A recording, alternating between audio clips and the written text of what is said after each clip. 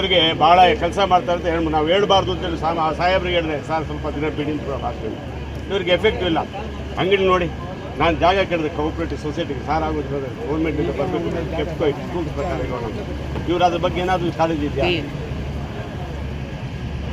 ಇಲ್ಲೇನಾಗ್ತಾ ಇದೆ, ಯಾರು ಇರೋದಿಲ್ಲ, ಇವ್ರಿಗೆ ಯಾರು ಕೇಳೋರಿಲ್ಲ. ಈಗ ಏನು ಹೇಳ್ತಾರೆ ಗೊತ್ತಾ ಸರ್, ಇವ್ರನ್ನ ಫೋನ್ ಮಾಡಿದ್ರೆ ನನಗೆ 2 ಪಂಚಾಯತಿ charge, I cannot sit here ಅಂತ. This was the situation. ಕೇಳಿ ಮೊನ್ನೆ ಹೇಳಿದಾಗ ಏನು ಹೇಳಿದಪ್ಪ ನಾನು, ದೂರಪಲ್ಲಿ ಪಂಚಾಯತ್ ನನಗೆ 2 ಪಂಚಾಯತ್, ನಾನು ಕಂಪ್ಲೇಂಟ್ ಹೇಳೋರಲ್ಲ, ನನಗೆ ಬೇಕಾಗಿಲ್ಲ ಅದು. ಈಗ ಯಾಕೆ ಹೇಳ್ತಾ ಇದ್ದಂದ್ರೆ ನೀವು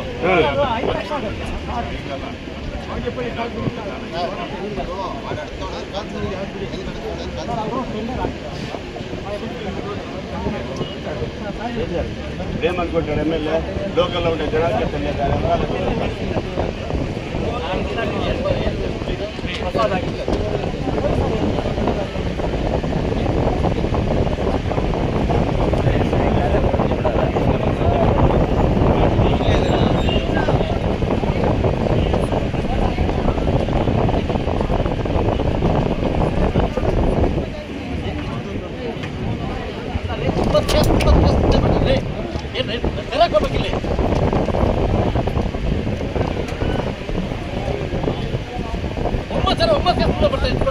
ಅವರ ಮುಚ್ಚಿನವರು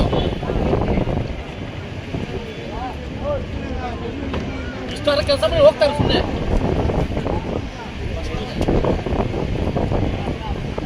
ಆ ದೇವಸ್ಥಾನ ಮುಂದೆ ಪರ್ಮಿಷನ್ ಕೊಟ್ಟು ಅಂಗಡಿ ಹೆಂಗಿದ್ದೀರಿ ನಾವು, ಏನಕ್ಕಿದ್ದೀರಿ ನಾವು?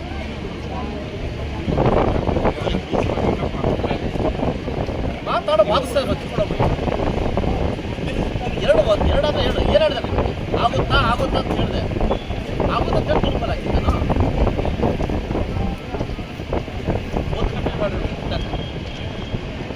ಈಗ ಸುರಕ್ಷಿತ ಎತ್ಕೊಂಡು ಹೋಗಿ ಎಷ್ಟು ಸಮಸ್ಯೆ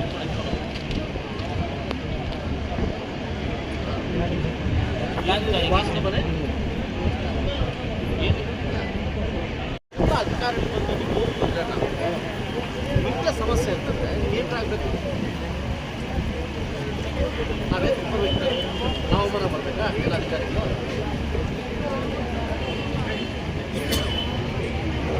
ಇಲ್ಲ ಅವ್ರು ಈಸೊಂದು ವಾಸ್ತಿಲ್ಲ, ಕೋರ್ಟಲ್ಲಿ ನಿಂಗೆ ಆದೇಶ ಮಾಡ್ತಾ ಮಾತಾ ಶ್ರೀನಿವಾಸ ರೆಡ್ಡಿ ಅವರೇ ಅವನ ಸಮೃದ್ಧಿ ಮೀನ ಖಾತೆ ಮಾಡ್ಕೊಡಂತೆ ನಾನು ಕೊಡ್ತಾರ ಅರ್ಜಿದಾರರಿಗೆ ಮಾಡ್ಕೊಡಂತ ಕೋರ್ಟ್ ಕೊಡೋದು ಕೇಸ್ ಕೆಲಸ ಮಾಡ್ತಾರೆ.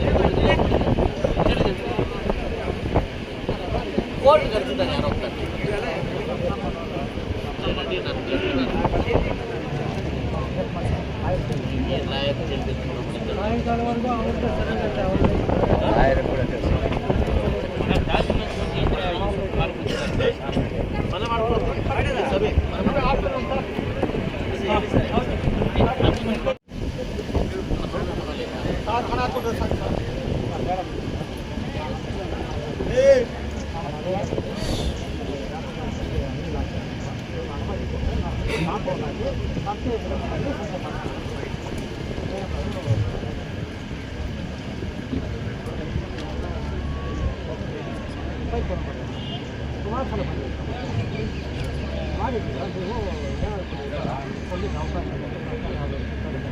ಹೇಳಿ ಮೇಡಮ್, ಗುಂಡು ತೋಪ್ ಮೇಡಮ್, ಅದರಿಂದ ಒಂದು ಕಾರಣ. ನಾನು ಹೇಳ್ತಕ್ಕಂಥ ನಾನೀಗ ನನಗೆ ಅವಮಾನ ಇದ್ದೀನಿ. ಅವ್ರ ಅಂಗಡಿ ಕೊಟ್ಟಿಲ್ಲ ಅಂತಂದ್ರೆ ನೀವು ನೀಡ್ತಾ ಇಲ್ವಾ?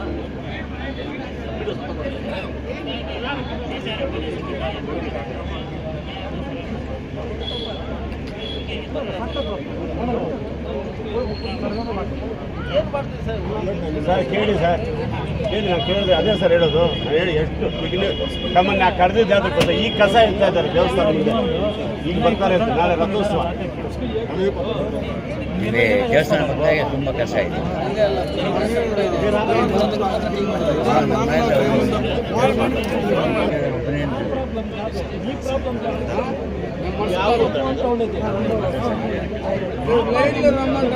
ಸರ್ ಇದು ನೆಸಿಟಿ ಸರ್.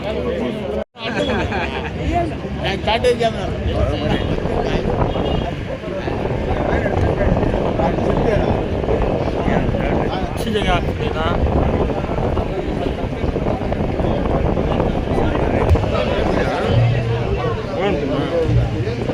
ಎಲ್ಲ